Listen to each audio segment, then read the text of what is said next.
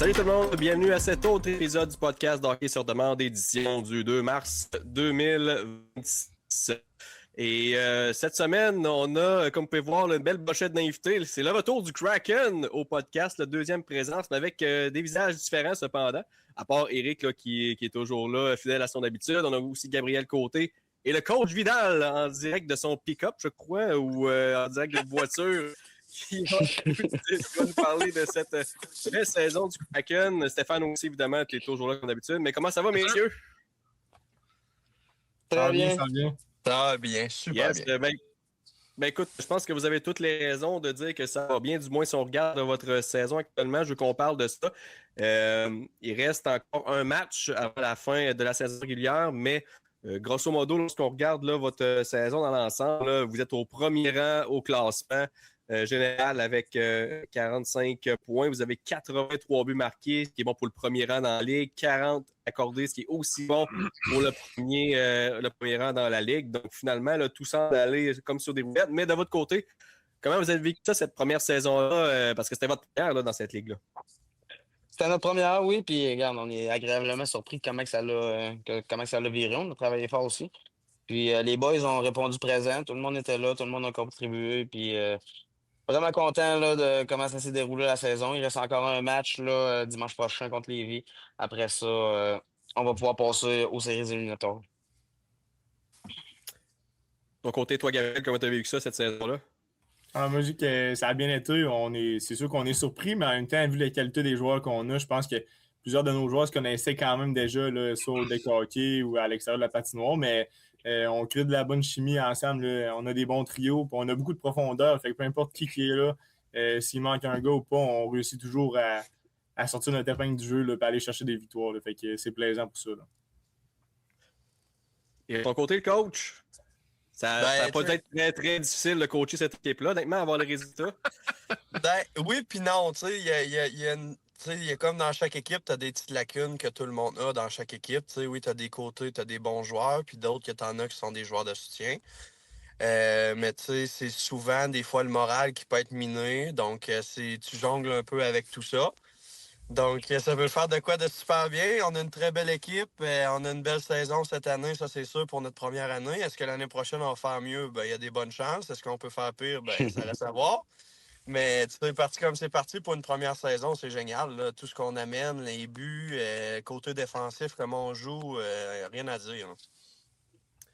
Là, je vous entends, les trois vous avez mentionné, vous étiez quand même un peu surpris de ce succès-là, mais est-ce que dans un sens, vous vous attendiez peut-être un peu aussi? C'était quoi votre évaluation lorsque vous avez entré dans cette ligue-là? Est-ce que vous croyez que vous allez terminer comme au premier rang et que vous allez être aussi dominant que ça? Est-ce que vous attendez d'être peut-être plus dans le milieu du peloton? C'était quoi vos attentes finalement là, par rapport à cette première saison-là? Ben, la Ligue a pas mal changé dans les dernières années. Tu sais, il y a quelques années, il y avait deux catégories. Il y avait la grosse et la petite ligue dans la même ligue. Puis là, depuis l'an passé, ils ont tout mis tout le monde dans le même panier. Fait que ça fait une ligue avec 8 équipes, justement. Puis, fait que là, le calibre a comme... tu sais, il y avait des très, très bonnes équipes, comme l'an passé, Buckland, je pense qu'ils ont eu 0 défaite. Donc, on arrivait là, nous autres, en tant que nouvelle équipe, contre Buckland, qui avait aucune défaite. Cette année, ça a été... ils sont deuxième au classement, Buckland, là. Somme toute, ça va très, très bien, là. Mais il y a plus de parité dans la Ligue là, cette année qu'il n'y en a eu dans les autres années. Si on peut dire surpris, ben oui, on est surpris parce que c'est notre première année, mais en même temps, je pense que pourquoi que tout le monde est venu jouer avec le Kraken, là, c'est que tout le monde savait qu'on avait des gars qui voulaient gagner puis qui étaient prêts à gagner, puis on savait qu'on avait quand même une qualité d'effectif. Si on regarde, ben ça va très bien, mais le classement est quand même très serré, là, donc tout est toujours à jouer. C'est ça qui est quand même plaisant aussi. Là. Chaque match compte, puis les 3 points comptent aussi à chaque match. Là. La semaine passée, vous avez. C'était un peu la bataille là, de la première place là, parce que vous avez joué contre Sainte-Claire. Je m'attendais à ce que ce soit un match vraiment là, de haute envergure, puis finalement, vous l'avez carrément pilé sur le corps avec une grosse victoire de 8-1. À quel point c'était satisfaisant d'aller chercher cette victoire-là contre l'équipe qui vous soufflait dans le cou tout au long de la saison. Et de faire un statement de la sorte, là, vous n'avez pas juste battu, là, vous avez quand même battu solidement. Là, à quel point que c'était quand même satisfaisant de voir ça.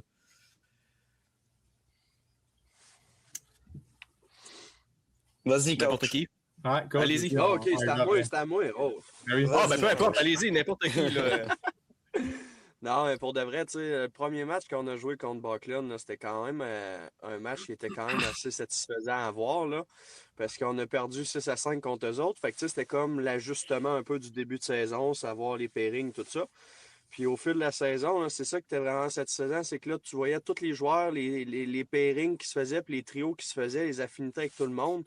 Puis tu sais, c'est là où qu'on en est aujourd'hui, c'est que là, tout le monde sait jouer ensemble, puis on est capable de, tu sais, je suis capable de prendre des joueurs, les mettre avec quelqu'un d'autre, puis ça va marcher. Fait que tu sais, on a un avancement qui s'est fait durant la saison. Est-ce que c'est parfait? Bon, on ne sera jamais parfait parce que le parfait n'existe pas. Mais tu sais, ce qu'on est en train de faire, c'est juste formidable, là. C'est sûr qu'à 8-1 contre Sainte-Claire, là, on était très contents de gagner ça. Là. C'était une Oh victoire oui. au la main. Puis, tu sais, Sainte-Claire, il y avait quand même plusieurs joueurs qui étaient dans les effectifs réguliers. Fait que ça a comme donné un bon message là, à la Ligue là, qu'on n'était pas là pour niaiser non plus. Puis tu sais, ce qui est arrivé aussi, comparé au premier match qu'on a joué contre eux autres, on avait perdu 3-2. Ben, c'est que le match qu'on a gagné 8-1 la semaine passée contre eux autres, c'est qu'on n'a pas embarqué dans le style de jeu Beauceron, comme j'appelle un peu, qu'on joue avec de la robustesse, on joue avec des coups de cochon, mais tu sais, on s'est pas fait sortir de notre game comme ça. Fait que les gars, même s'ils recevaient des coups de cochon ou autre, ben ils savaient que le mieux pour leur faire mal, c'était de scorer un but. Tandis que versus le premier match, ben là, on embarquait avec eux autres. Donc là, au moment qu'eux autres nous faisaient un mauvais coup, ben on embarquait, puis c'était nous autres qui se faisaient punir. Fait que tu sais, c'est comme vraiment l'amélioration qu'on a eue là, est formidable. Il y a une comme meilleure Eric, gestion de l'émotion par rapport à ça, je comprends. Oh oui. comme Eric dit, c'est toujours satisfaisant. Là, puis je pense que justement, on a passé un message à tout le monde que peu importe comment on est, on est arrivé, on était peut-être une dizaine effectifs. On était en réduits sous-effectif, plus, c'est vrai. c'est sûr. Là. Fait qu'on passe le message que peu importe si c'est des gars de soutien à un match, ils peuvent être les gars qui remplissent le but l'autre match. Puis que peu importe comment on est, là, on est prêt à remporter ça. Là. Comme un certain coach dirait, il y avait pas de passagers à bord. Ce match-là, c'est tout le monde en a joué en équipe. Puis, tu sais, il y avait personne qui jouait pas, là. Tu sais, tout le monde donnait l'intensité, donnait toute son énergie possible pour ce match-là, là. Et là, coach, tu disais tantôt qu'il n'y a rien qui est parfait, qu'il y a tout le temps en place d'amélioration. Tu sais, tu regardes les statistiques présentement, c'est dur de trouver des points négatifs. Là, je veux dire, plus 43, c'est incroyablement bon là, comme différentiel, les buts marqués, tout ça, mais si tu avais quand même une chose que tu aimerais voir ton équipe s'améliorer, que ce soit peut-être un petit détail ou des petites facettes, là, ça serait quoi que tu aimerais voir ton équipe mieux appliquer là, pour le prochain match, mais aussi les séries éliminatoires lorsqu'elles vont débuter? Tu sais, quand tu regardes la case un petit peu plus loin, tu sais, oui, on est l'équipe qui marque beaucoup de buts, on n'en accorde pas beaucoup non plus, mais on a énormément de punitions, on est l'équipe la plus punie de la ligue. Fait que, tu sais, ces points-là qu'on a perdus dans nos matchs pour des suspensions, des 10 minutes d'inconduite, etc., mais c'est des points qui nous rattrapent aujourd'hui. Fait que d'où est l'imparfait? Fait que, tu sais, on ne sera jamais parfait, on ne pourra jamais avoir 0 minute de pénalité, mais si on est capable d'enlever le plus possible les punitions, ben on arrête de faire du jeu saccadé de bon, OK, là, on a un power play, on a un deep play, fait que là, faut se défendre le mieux possible sans se faire scorer de but. Parce que des matchs, ça ne se gagne pas juste en jouant en deep play. T'sais, des matchs, il faut aussi provoquer l'adversaire à venir faire des pénalités. Ce qu'en début de saison, les autres équipes réussissaient à faire avec nous. Donc, c'était nous sortir de nos gonds pour après ça aller chercher des pénalités contre nous autres puis faire leur power play. Là. Ouais, puis tu sais, tu regardes ça en série, c'est là où que les émotions sont à leur plus haut point. Fait que tu sais, s'il y a un endroit où il va falloir peut-être mieux gérer les émotions, ça va peut-être être là. Est-ce que tu vois ça comme quand même un gros défi, sachant que justement l'équipe était quand même déjà la plus punie en saison régulière. Là, en série, on en ajoute une couche. Le coup de bâton va se faire un peu plus saler, les gestes douteux aussi. Donc, est-ce que ça te fait peur un petit peu de voir ça? Pas, ça me fait peur parce que les joueurs savent un peu, tu sais, comment on joue maintenant. Tu sais, durant la saison, on a discuté avec quelques-uns des joueurs, tu sais, pour leur dire, ben là, il faut slacker un peu les hormones, là. Tu sais, calmez-vous un peu, prenez le premier coup, puis à la place, allez en scorer un. Fait que oui, en série, ce qui va arriver, le plus gros qui va me faire peur, c'est comme on va jouer minimum 2 matchs contre la même équipe, ben c'est qu'ils vont connaître les points faibles de chaque joueur. Fait que si tu as un joueur qui pogne plus vite les nerfs, ben c'est sûr que cette équipe-là va aller mettre le doigt dessus dessus, puis il va pas arrêter de le tanner tout le long du match. Puis ça va être fait exprès, c'est fait pour nous faire justement prendre des punitions, nous faire sortir de notre match. Fait que tu sais, notre but, ça va être de continuer à jouer notre game sans essayer de se faire sortir pour rien. Là. Ouais, justement, votre format des séries, ça fonctionne comment? C'est-tu un match, puis après ça, c'est fini, ou y a-tu une braquette? En fait, quart de finale, il y a 8 équipes, donc on commence en quart de finale. C'est des 2 de 3 pour les quarts de finale, 2 de 3 pour les demi-finales, puis 3 de 5 pour la finale. OK, fait que là, tu sais, l'aspect robustesse, l'aspect...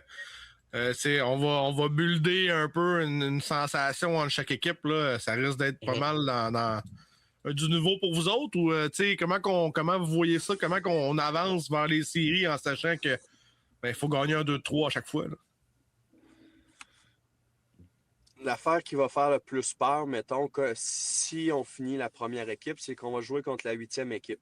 Donc, le plus gros défaut qui va être à avoir de cette série-là, c'est que si on se met au même niveau que la 8e équipe, comme ça est arrivé une fois, si on se met au même niveau que cette équipe-là, quand on va arriver à la ronde suivante, si on a gagné, ben c'est que là, on va avoir un coup de retard sur les autres parce qu'on va jouer contre une faible équipe. Donc là, ça va être de ressortir le plus possible avec le plus d'efforts pour pouvoir aller chercher ces games-là. Fait que tu sais, c'est pas tout le temps de s'abaisser au même niveau que les autres équipes. Parce que dans la ligue, tu as des équipes qui sont vraiment, vraiment faibles, puis tu as des équipes qui sont vraiment fortes. Fait que tu sais, c'est comme l'entre-deux qu'il y a dans cette ligue-là qui est plus tannant un peu à gager. Oui, parce que si je regarde rapidement le classement, exemple, vous finissez premier, vous jouiez Beaumont, les Devils de Beaumont, là, puis sans déplaire à l'équipe, je connais pas l'équipe du tout, mais le meilleur scoreur à 9 points sur 18 matchs, c'est sûr que là, on se dit, comme tu dis, un peu, on se met à leur niveau, ça risque de peut-être mal aller. Comment tu prévois, tu sais, là, c'est vraiment serré, là, je regardais ça entre vous, Bocam, puis Sainte-Claire, ça va vraiment dépendre de la dernière rencontre qui va finir premier, je pense.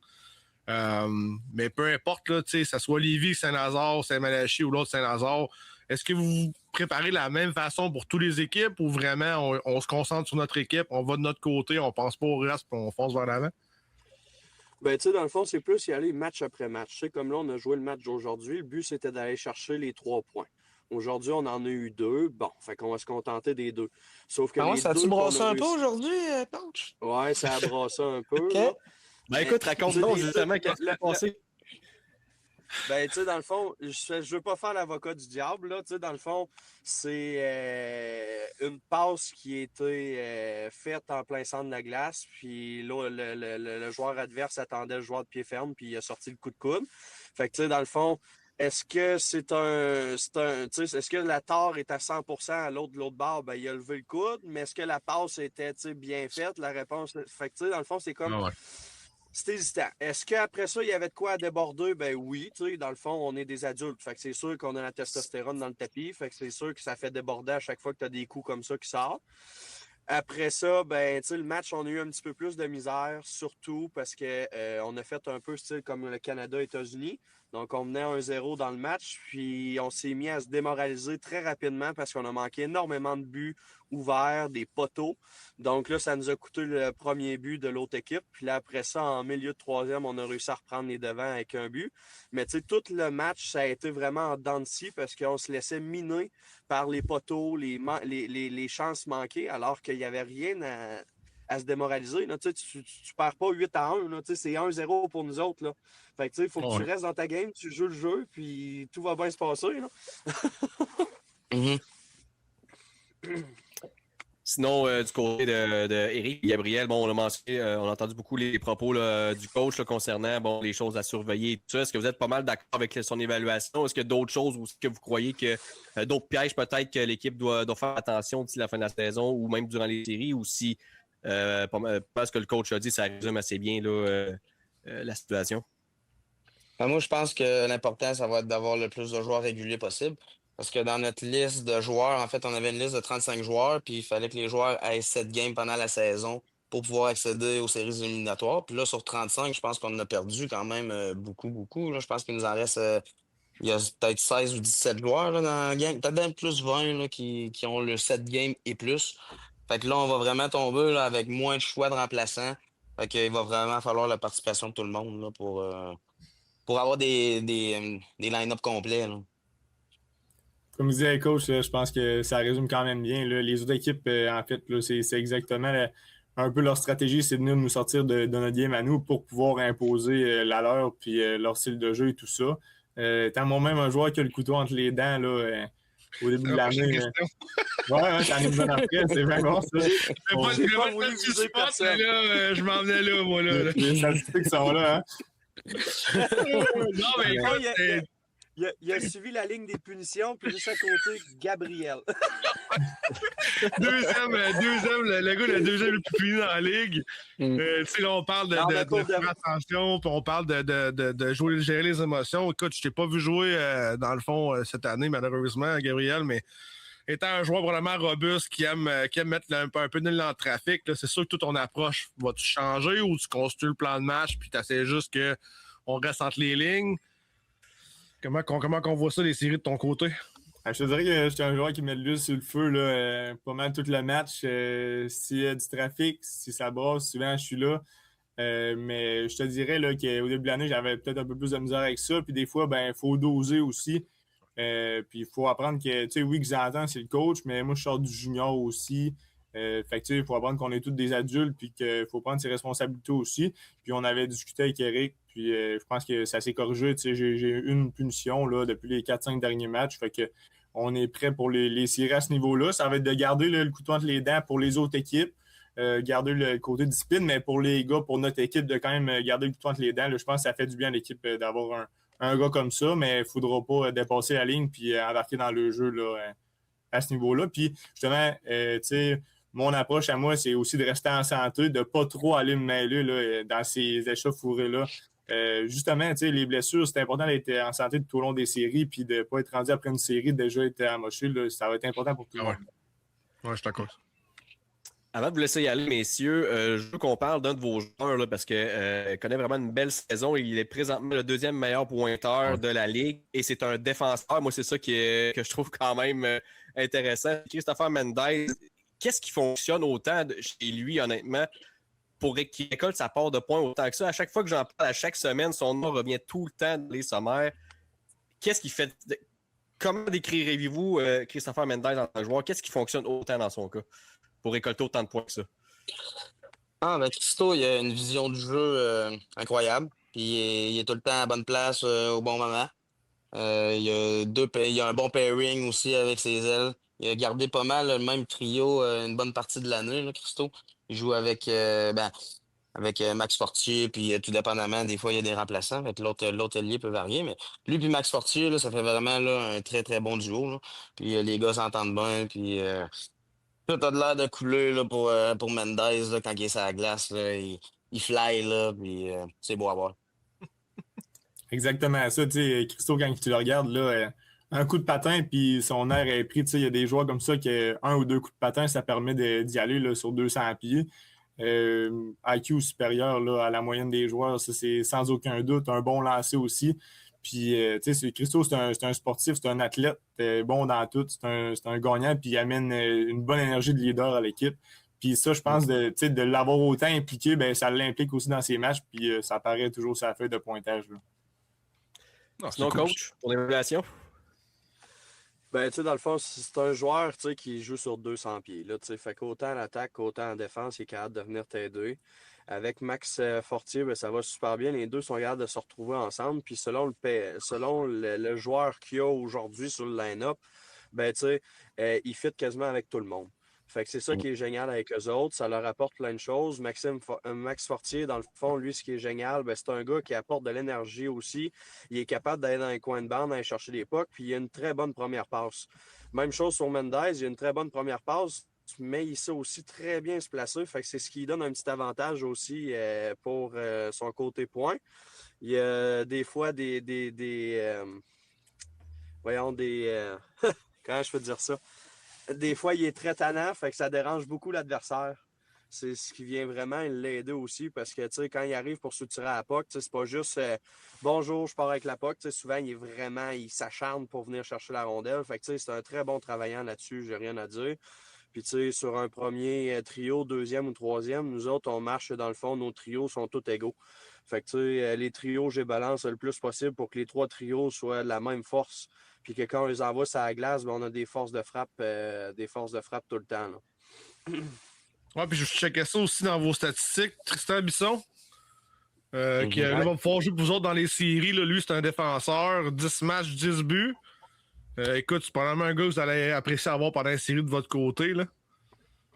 Oui, mais c'est un gars qui joue dans le junior aussi. Fait que va juste pas falloir qu'il y ait de conflit d'horaire là, avec son équipe actuelle, le custom. Là. Puis, Moi qui ai aussi c'est mon sûr, là, en série. Là. Ouais, oui, bon, nous autres, ça va très bien. Je pense qu'ils ont gagné 8-1 là, en fin de semaine. Là. J'ai vu ça 6-1 passer. aussi, Là. c'est exact. 6-1. 6-1, qui met la série 2-0. C'est ça. Fait que non, ça va très très bien pour eux autres. Puis en espérant qu'il n'y ait pas trop de conflits d'horaire et qu'ils puissent venir jouer avec nous autres là, le plus souvent possible. Ouais, c'est sûr. C'est ça, on va le prendre, ça, c'est certain. Puis, tu sais, Tris, là, c'est un de nos bons amis. C'est un gars avec qui on a de la chimie, justement, qui amène les autres tout le temps vers le haut. Puis, c'est un gars qui a l'étincelle, tu sais, qui est capable de soutirer l'aiguille de son jeu, mais au bon moment aussi, puis d'aller marquer le gros but, faire la grosse passe. C'est un gars d'intensité, fait que c'est un gars qui est fait pour les séries, là. Ah, c'est cool, ça. Ben écoute, messieurs, on va vous souhaiter la meilleure des chances pour le match de la semaine prochaine, mais surtout pour les séries éliminatoires. Puis c'est sûr qu'on va vous inviter au podcast si jamais vous progressez encore plus en série. On va vous suivre. On va regarder votre parcours là, du coin de l'œil, ça, il n'y a aucun doute. La meilleure des chances pour le reste de la saison, puis allez chercher un championnat technique. Là. Ah ouais, ça sera pas plus. Yes, merci les boys. Merci, ouais, Max, merci, Ça va Stéphane. l'avoir tué, par contre. Oui, c'est vrai, c'est vrai. Oui, c'est correct, la coach, on a compris. Là. Ah ouais, on va chercher game après game. Pensez à vous autres, les boys. Bonne chance, puis amusez-vous, c'est le Yes, plus important. bonne soirée. Merci beaucoup. Merci pour l'invitation. Ça fait plaisir. Il n'y a pas de problème. Bye. Ciao. Donc voilà, Stéphane. Quelle Le belle Kraken gang. qui est tout feu, tout flamme depuis le début de la saison et on va souhaiter que ça va se poursuivre là, en série. Il n'y a rien de pire hein, quand tu domines une saison de même et que tu te fais montrer tu te fais montrer la porte de sortie en première ronde, ça serait dommage, mais avoir comment cette équipe-là roule depuis depuis le début de la saison, pardon, ça m'étonnerait que ça se produise. Moi, je te prends une gorgée d'eau, ça sera pas Ouais, long. vas-y, non. Puis, tu sais, son contenu statistique, on n'a pas parlé, mais on aurait pu en parler, tu sais. Alex Dulac qui connaît une saison incroyable, là, 43 points en 19 matchs côté de Saint-Malachie. Donc, c'est probablement une équipe. C'est toute une saison. Là. Exactement, tu sais, 2,26 points par match en moyenne. Il joue probablement avec Billy Provencher et Olivier Bilodeau, là, les trois ensemble, là, qui cumulent quasiment à 75-80 points. Là. Donc, probablement une équipe qu'on ne veut pas affronter en série. Tu sais, un 2-3, oui, c'est peut-être un petit peu plus simple de prendre un plan de match puis d'exécuter une autre partie. C'est probablement que c'est une équipe que tu ne veux pas affronter en série, mais comme tu dis, je pense que le Kraken va bien, connaît une belle saison. Puis c'est le fun de voir, tu sais, son nouveau. Ils performent, ils ont l'air d'avoir une belle chimie, ils ont l'air d'avoir un bon coach, puis je pense que c'est le fun pour eux autres d'arriver dans une ligue quand même compétitive comme ça, puis de pouvoir performer dès les premières années, c'est juste bon pour le futur. Là. Steph, avant qu'on tombe dans les moins bonnes nouvelles, parce qu'évidemment, on va adresser les Jeux olympiques dans quelques instants, mais je veux qu'on demeure un peu dans le positif, parce qu'aujourd'hui, tu as eu l'occasion, grâce au Kraken d'ailleurs, que tu as gagné un de leurs concours pour assister là, à la pratique des Canadiens au Centre Bell. Tu as pu te rendre là. Je veux que tu me racontes un peu ton expérience, comment c'était la vibe, tout ça. Est-ce que tu as apprécié l'événement? Comment ça s'est déroulé? Vraiment, c'était les fameux les skills, là, les compétitions d'habileté. Compétition d'habileté en français, donc c'était vraiment cool. J'ai eu la chance d'apporter mes deux garçons, un très très bon ami à moi, son fils et un ami de mon garçon. Donc on s'est gâtés. Merci d'ailleurs au Kraken, merci à Eric qui a fait le concours, puis je pensais jamais gagner.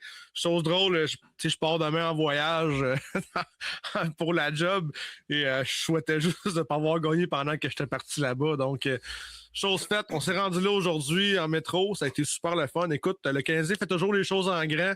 On a continué cette façon-là du côté du Canadien de Montréal. On a invité 4 filles de la victoire qui étaient là, évidemment, pour les concours d'habileté. Donc, il y avait le concours de vitesse, donc le tour le plus rapide, le lancer le plus rapide aussi, le lancer le plus fort. On avait aussi les 4 cibles, on avait les fameuses fusillades. Et on a eu droit aussi là, aux enfants de certains joueurs qui sont amusés. Là, donc, ça a été vraiment cool.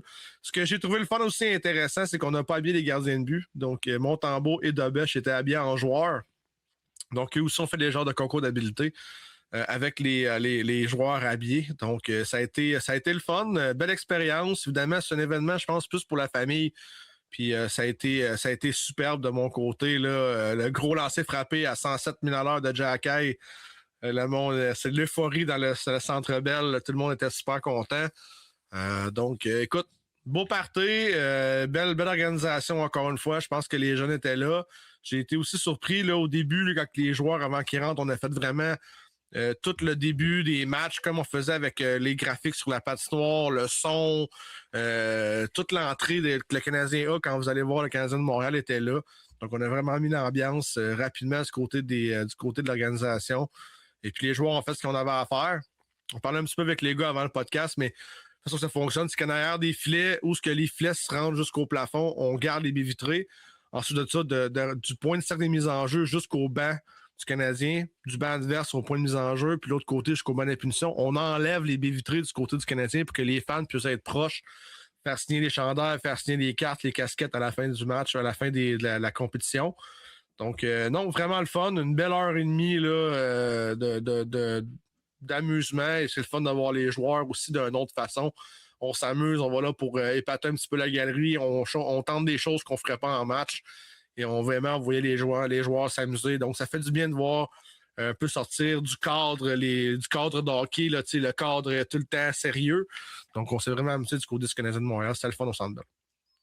Ben écoute, tant mieux, c'est passé bel après-midi. Je suis pas mal sûr que c'était mieux que le matin. Ouais, effectivement. Ben, on se dit, ben écoute, avant d'aller avec du côté de cette finale qui a lieu ce matin, là, évidemment, on enregistre le podcast là, le dimanche le 22, donc c'est la finale là, masculine ce matin. OK. On parle des dames en premier, qu'elle a eu jeudi.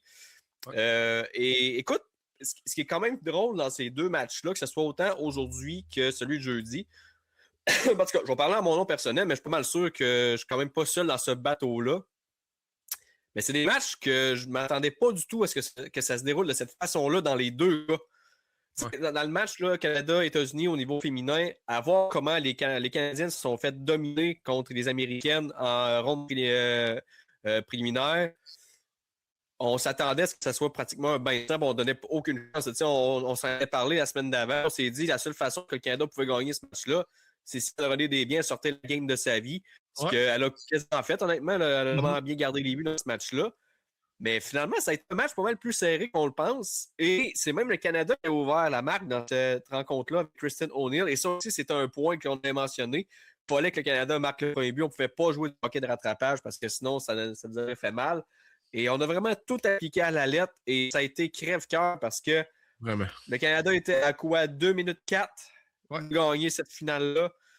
Et finalement, on enlève le gardien du côté des Américaines et Hilary Knight, la bonne vétérane, la vétéran, je ne sais pas comment on peut dire ça là, au féminin. Les termes au hockey, c'est comme la défenseur ou la défenseuse, on ne sait jamais. Non, je veux la défenseuse, s'il vous plaît. Là.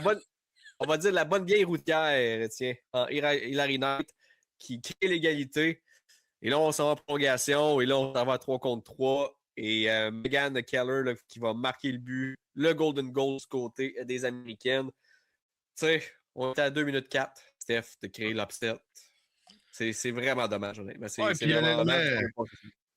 Ouais, puis je pense qu'au niveau féminin, on pensait que c'était pour être un massacre. Là. Les Américaines qui avaient vraiment été fortes, on avait planté le Canada en plus 5-1 dans le tournoi auparavant. En tout cas, moi, j'étais vraiment pas sûr qu'on aurait une prestation pour ça. Puis évidemment, mais écoute, tant mieux, là, je pense comme le bon vin, on est arrivé là, puis on a voulu l'expérience, ça a peut-être fait affaire, mais on voit vraiment que la jeunesse américaine, le système américain est vraiment différent. Écoute, Marie-Philippe Poulin, probablement qui n'était pas non plus à 100% à pas aider, mais Anne Desbiens qui a vraiment bien fait dans cette partie-là.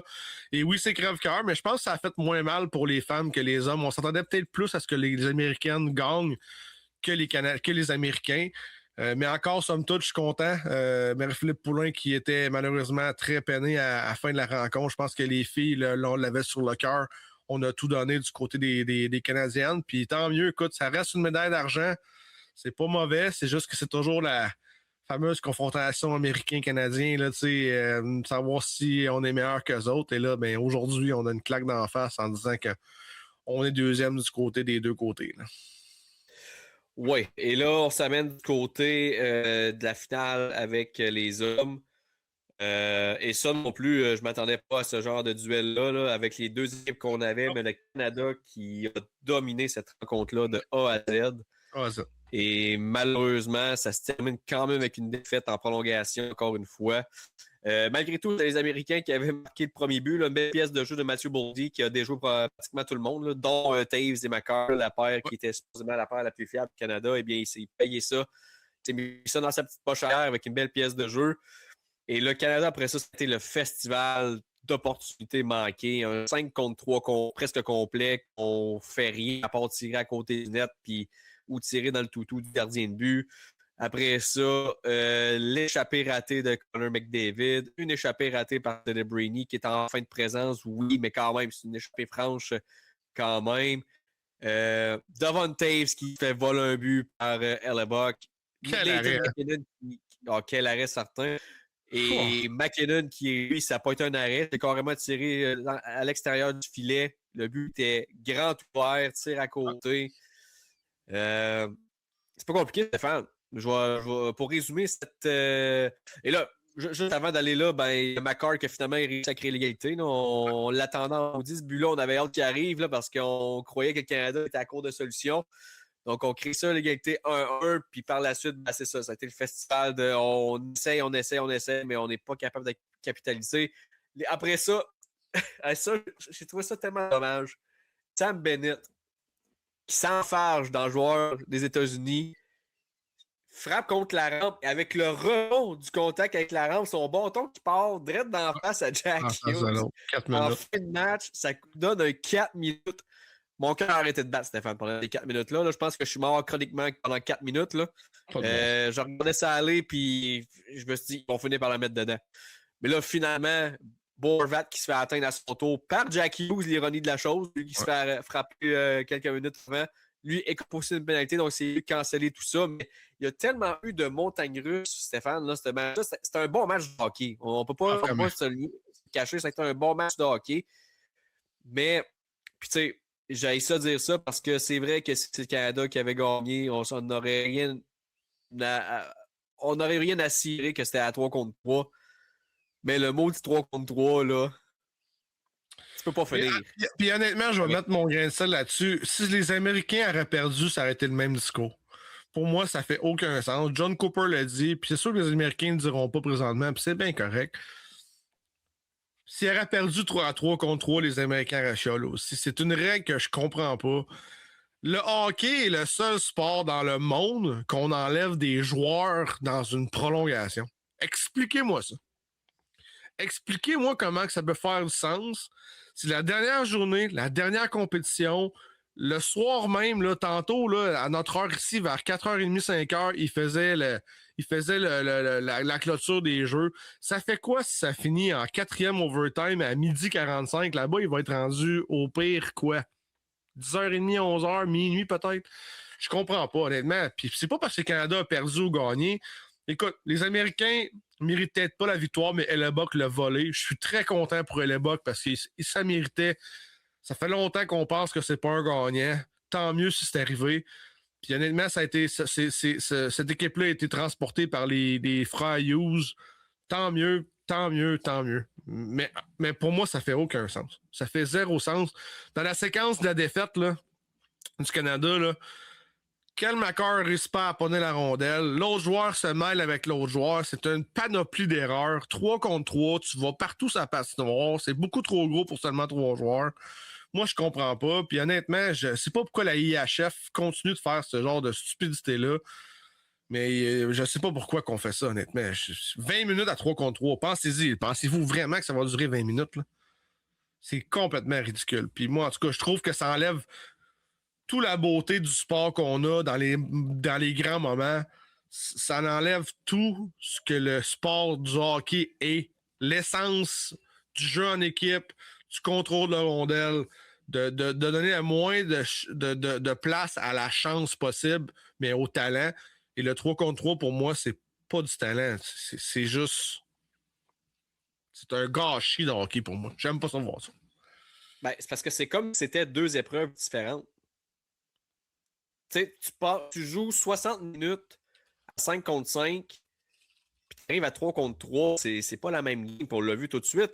Et à 5 contre 5, les États-Unis faisaient 0 le poids contre le Canada. Là. en termes de possession, on pourra dire ils ont bien joué défensivement, ils n'ont pas donné grand-chose. Tu peux dire n'importe quoi. Ouais, le box de Mais volée, à lui tout seul. offensivement, ils n'ont rien fait, les États-Unis. Ils se sont défendus pendant 60 minutes. Ouais. Il y a eu une percée que c'était Boldy, puis il l'a mis dedans. Puis après ça, il y a une prolongation que ça a été le festival de l'erreur, comme tu as mentionné, puis ils en ont profité, puis c'est tant mieux. Mais à 5 contre 5, ne faisait pas de poids. C'était le Canada qui avait la rondelle 95% du temps. Puis là, tu arrives à 3 contre 3, c'est une facette de jeu complètement différente.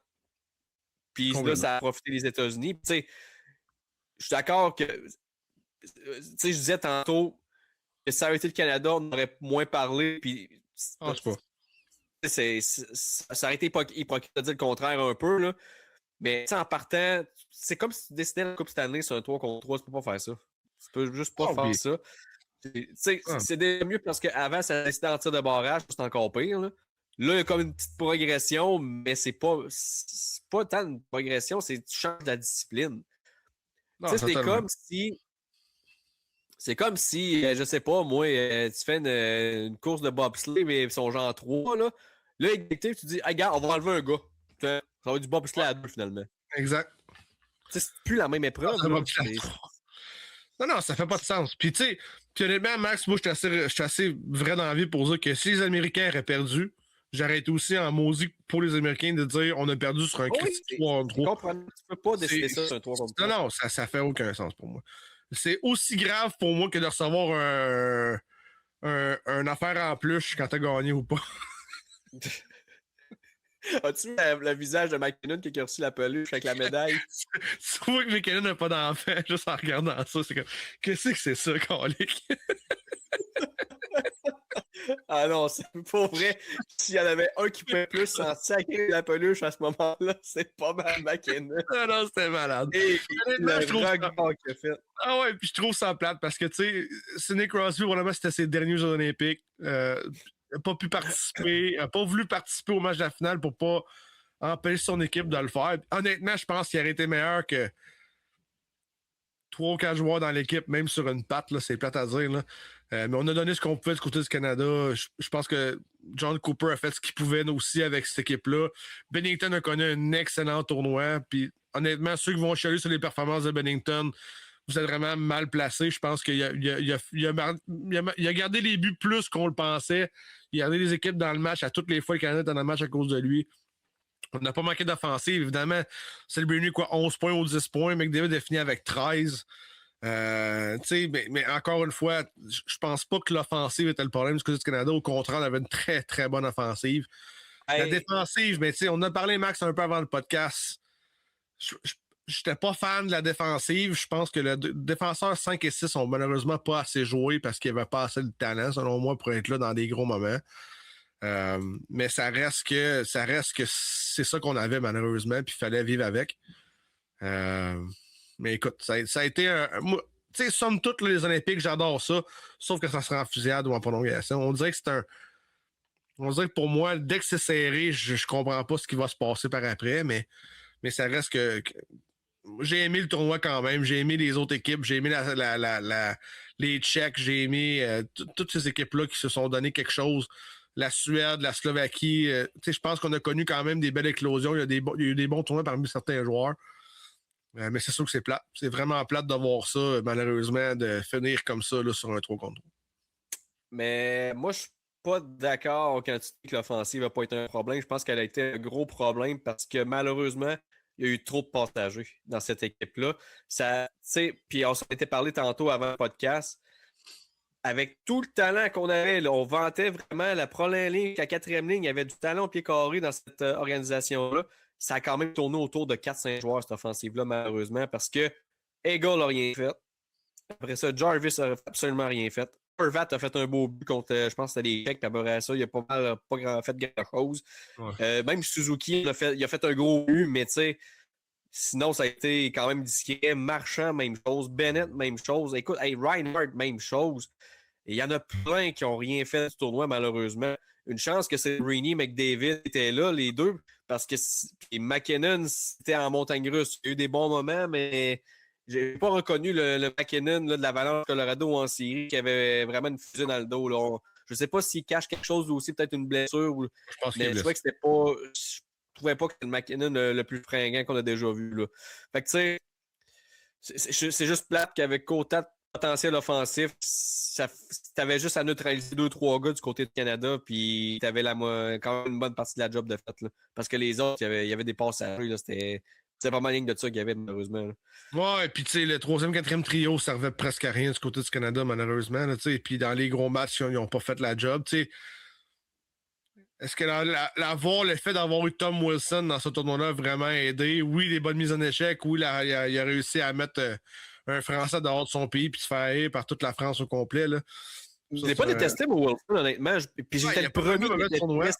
J'étais très sceptique. Puis pour vrai, il a eu son utilité. Il a fait ce qu'il avait à faire, puis il n'a pas trop fait le fanfaron non plus. Puis c'était ça ma crainte. Pour vrai, c'est vraiment pas le pire de la gang, honnêtement, dans ceux-là qu'il y a eu dans le tournoi. Là. C'est là mon point. Si Tom Wilson fait mieux que toi dans un tournoi comme ça, surtout offensivement, surtout au niveau de l'apparence sur la glace, c'est là que tu fais le changement. Là. C'est là que Brendan Eagle n'a pas été un facteur dans le tournoi du tout. Marner s'est réveillé seulement pour un match ou deux. Il n'a pas été non plus un gros facteur dans le tournoi. J'ai pas trouvé qu'il était vraiment bon. Stone a été très lent, là, épouvantable. Mark Stone était très lent. Même chose du côté de Marchand. Là. Probablement qu'il avait une blessure. Il a seulement joué 2 matchs aussi. Il faut le dire, là, 3 matchs, Marchand. Là, mais ça reste que, grosso modo, les gens qui auraient pu avoir de l'influence ne l'ont pas fait. Reinhardt, je pense que a joué le rôle qu'il devait jouer. Malheureusement, a pogné une mauvaise punition dans le dernier match. Mais a quand même contribué au match, là, au 3e but, là, au 2e but contre les Tchèques. Mais ça reste que je m'attendais à vraiment plus que ça, là, de cette organisation-là. Je pensais que défensivement, on serait beaucoup, beaucoup plus offensif aussi. Sanheim a connu un tournoi très ordinaire. Theodore, même chose. Parayko, ben, il était là peut-être pour les raisons de robustesse. Doughty n'a pas fait non plus une différence. Fait que, j'ai l'impression que ça a été quand même un tournoi en 2 temps du côté du Canada. On avait vraiment les 10 premiers joueurs très, très talentueux. Puis après ça, ça s'estompait rapidement. On ne rivalisait pas, peut-être pas de la bonne façon contre les autres équipes. Tu sais, tu regardes ça aussi. Je pense que c'était Elliot Freeman qui avait tweeté ça. Que le Canada n'avait pas tiré de l'arrière aux Jeux olympiques. Quand que c'était les joueurs de la LNH qui étaient là pas comme les éditions 2018 puis 2022, ils n'étaient pas là, les joueurs de la NHL. Là. Mais, fait que mettons, la dernière fois que le Canada avait tiré de l'arrière dans le tournoi olympique, c'était en 2010. On parle de 800 quelques minutes que le Canada n'a pas joué de hockey de rattrapage. Et le Canada a joué du hockey de rattrapage dans tous les matchs de la ronde éliminatoire. Que ce soit en quart de finale contre les Tchèques, en demi-finale contre la Finlande, puis en la finale de la médaille d'or, ils ont joué du hockey de rattrapage aussi tout le temps. Ils ont réussi à rattraper à chaque fois. Malheureusement, la finale, ça ne s'est pas terminé de mon côté, mais c'est peut-être un petit examen de conscience à faire par rapport à ça. La bonne nouvelle, comme on se dit tantôt, c'est que dans 4 ans, il va y avoir une sélection naturelle qui va se faire dans le sens que Doughty, je ne pense pas qu'il va être là. Martin ne sera pas là. Ça non plus. Il y a quand même pas mal de. Puis là, j'espère qu'on va faire plus confiance à la jeunesse aussi. C'est ça que j'ai trouvé un petit peu plate du côté de John Cooper, qui est un excellent coach, honnêtement. Là, je ne veux pas le blâmer lui pour la défaite du Canada, mais il y a des affaires qui me fait titiller un petit peu, c'est qu'on semble avoir aussi priorisé pas mal la réputation des gars. Qu'est-ce qu'ils ont fait dans le passé versus qu'est-ce que les gars font actuellement. Et l'exemple le plus probant, puis tu sais, là, je sais qu'il y a peut-être des gens qui vont me dire c'est un partisan canadien, fait que c'est sûr qu'il va. Mais je ne parle même pas d'argument, je te parle de statistiques. Le 3e meilleur pointeur en avantage numérique dans la ligue, c'est Nick Suzuki. Puis il n'y a aucune sur tes 2 vagues. Puis tu as un gars comme Brad Marchand ou Simon Reinhart qui n'ont rien fait, qui sont restés là tout le long du tournoi. Expliquez-moi ça. Puis tu sais, je parle même pas. Ta première vague est loadée, c'est correct. Je parle même pas de le placer sur ta première vague. Non, 2e. Mais là, c'est la 2e au moins à la place de Marchand ou à la place de Eagle ou à la place des gars qui font rien. Ouais. Moi, c'est ça qui m'a bugué un petit peu. C'est que, tu sais, quand tu as choisi Suzuki, là, t'as-tu regardé un peu ses statistiques? C'est où qui excellait puis tout ça? Clairement, je pense pas qu'on l'a affecté dans le bon rôle, malheureusement. Puis, tu sais, ça aurait été, je sais pas où ça aurait été, Eagle qui aurait eu ces statistiques-là, je vais dire la même chose. C'est pas parce que c'est Suzuki. Là. C'est que tu as un gars qui marche en avantage numérique, ben mêlé en avantage numérique, qu'est-ce que tu fais? sais, me semble c'est. Je veux dire, Steph, t'es On bon au avait nos ventre. préférés, je pense. On avait nos préférés, je pense. Puis du côté de John Ben, Cooper, ben, c'est on allait à exactement la là mon guerre. problème. Je compte aller à la guerre. Puis, tu sais, il fallait s'y en entendre aussi. Là. Je veux dire, Ça avant le tournoi. résume. Ça Ouais, c'est résume ça. Hockey Canada. Ça Ouais, résume exactement. exactement Puis, ça. tu sais, avant le tournoi, lui, savait que Bennington ferait là pour toutes les rencontres. Puis, tu sais, nous, on n'était pas sûrs. Tu sais. Puis, est-ce que ça aurait été différent avec Logan Thompson? On ne le saura jamais. Ce qui Ça, c'est même m'intéresse. pas. C'est même pas Non, de mais mes, je fais juste te dire que les dés étaient déjà pipés. Là. De son côté, il avait déjà son plan jusqu'en finale. Puis c'était ça ou rien. Là. Puis, tu sais, la meilleure preuve, c'est ils ont sorti aujourd'hui en plus le All-Star Team, là, la fameuse équipe là, toute étoile. Là. On a 3 joueurs canadiens sur 6 joueurs. Donc, Connor McDavid, évidemment, a gagné le MVP en plus. McLean Silberny qui a gagné la recrue de l'année, ça aurait pu avoir une recrue de l'année. Et Ken McCarr, le meilleur défenseur avec Quinn Hughes. On met Connor Lebock dans les buts qui a été incroyable. C'est Juraj Sakowski qui finit comme le 6e joueur de ce All-Star Team. Mais dans ma tête à moi, si tu as dominé autant pour avoir 3 joueurs dans cette équipe-là, t'es équipe étoile, tu aurais dû gagner la médaille d'or plus facilement que ça. T'sais. Donc, Lebock a volé un petit peu le match, oui, 100%. Mais du côté de l'Organisation du Canada, on savait déjà quoi qu'on voulait faire. Les dés étaient pipés. Il n'y avait pas de question qu'on y allait avec d'autres choses.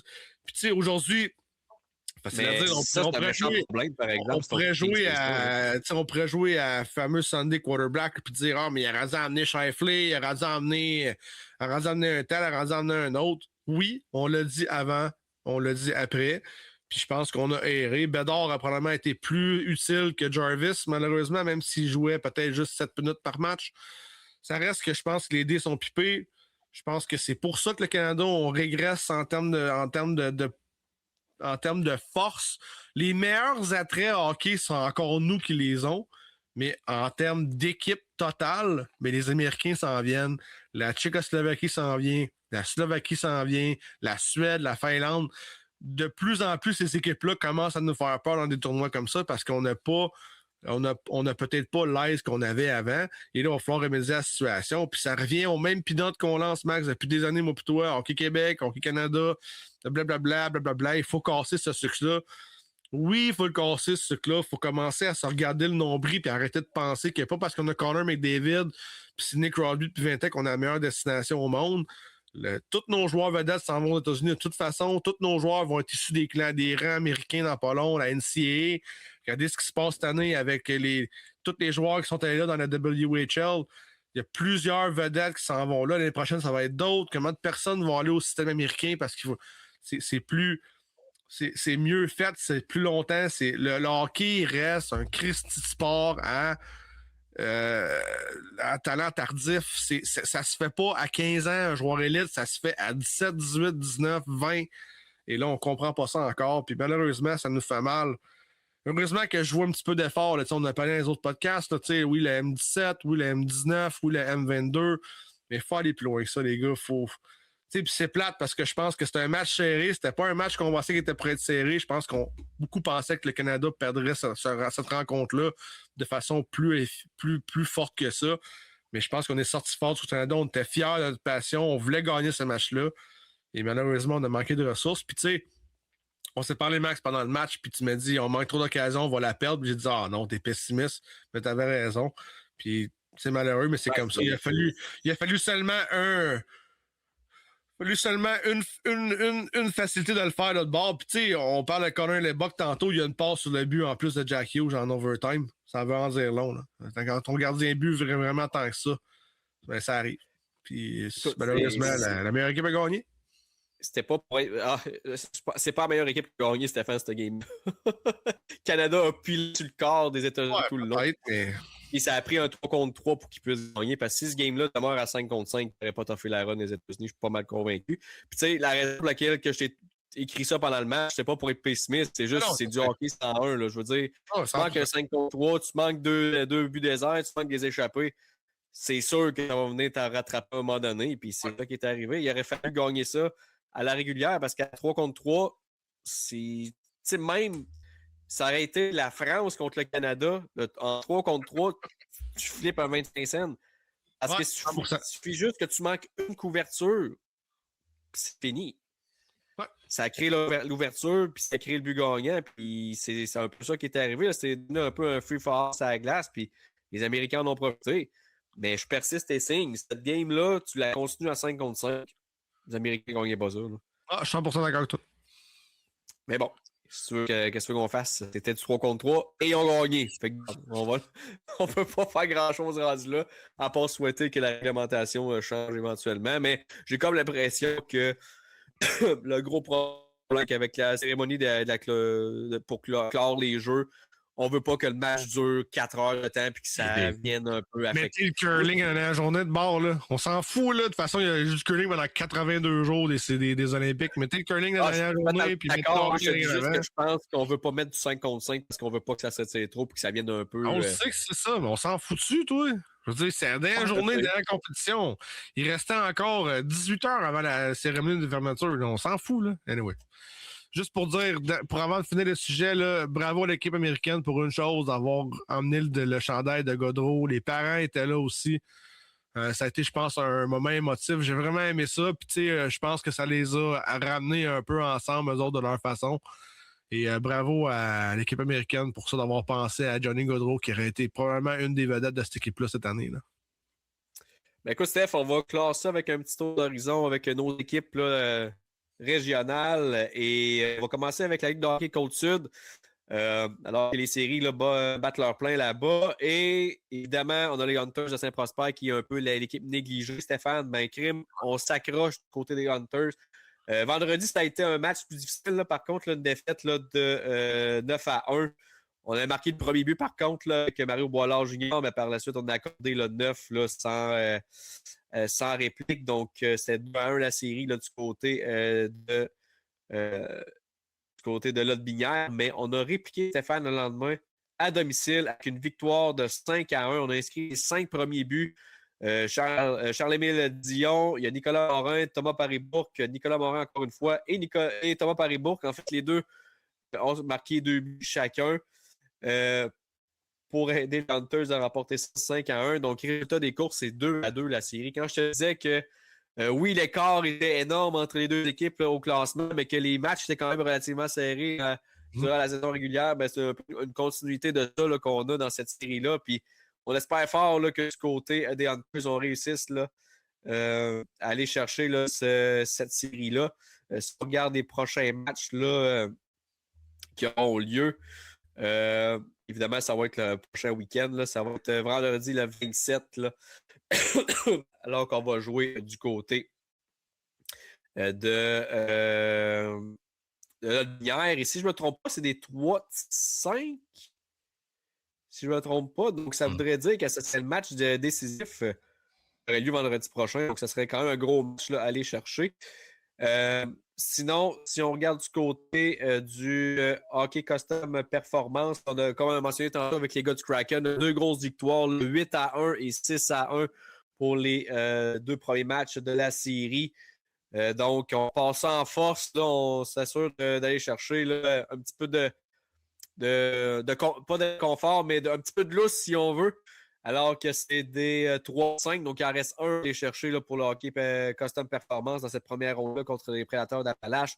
Prochain match là, qui aura lieu le vendredi 27 février du côté de Lac-Chemin. Si jamais on échappait ce match-là, eh bien le 28, le lendemain, ça serait le match numéro 4.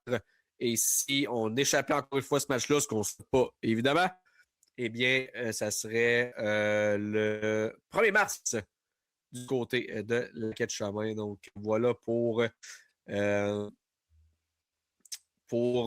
hockey custom performance. Et sinon, écoute, on parle un peu là, des Castors là, de Prolac, là, qui est l'équipe de hockey mineur. On est allé chercher un autre tournoi en fin de semaine. Cette fois-ci, c'est du côté de Sainte-Marie, les M18A1 qui ont remporté là, la finale là, par la marque de 5-2. C'était là, contre Longueuil.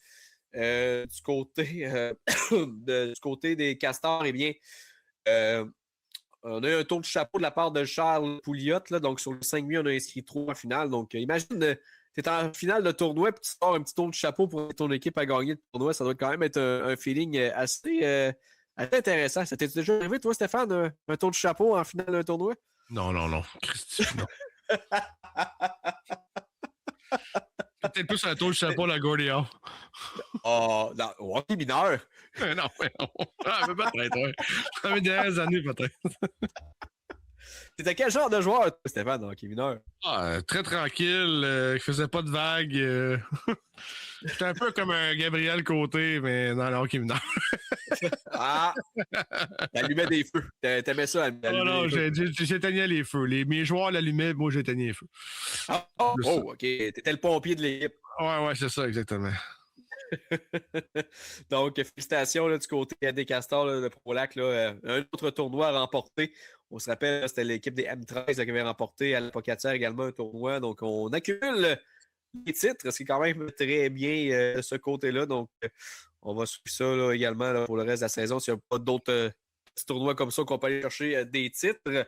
Sinon, c'est pas mal le tour d'horizon, honnêtement, de ce qui s'est passé là, du côté des équipes régionales. Donc, c'est ce qui complète le podcast de cette semaine. Et là, si je ne me trompe pas, les 2 prochaines semaines, ça va être des rediffusions. Donc, on a une petite pause là, de 2 semaines.